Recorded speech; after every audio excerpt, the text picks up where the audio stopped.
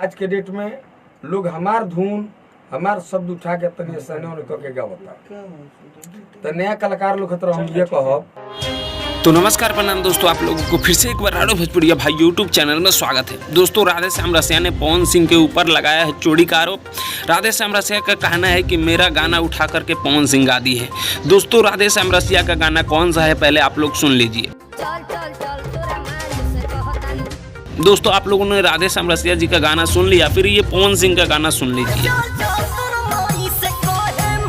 अब दोस्तों ये भी गाना आप लोगों ने सुन लिया, तो ये दोनों गाना जो है ये मैच कर रहा है, ये दोनों गाना सेम ही है। तो दोस्तों आपको बता दें कि राधे श्याम रसिया का जो गाना है आज से 12 साल पहले रिलीज किया गया है यूट्यूब चैनल पर टी सीरीज से, और पवन सिंह का जो गाना है चल चल, ये गाना कल रिलीज किया गया है, यानी कि 11 तारीख को ये गाना रिलीज किया गया है। दोस्तों आप लोगों का क्या कहना है कि पवन सिंह राधे श्याम रसिया जी का गाना चोरी की हैं या नहीं, आप लोग तो नीचे कमेंट बॉक्स में जरूर बताइएगा। दोस्तों आप सभी से मिलते हैं जल्दी नेक्स्ट वीडियो में, तब तक के लिए जय हिंद जय भोजपुरी।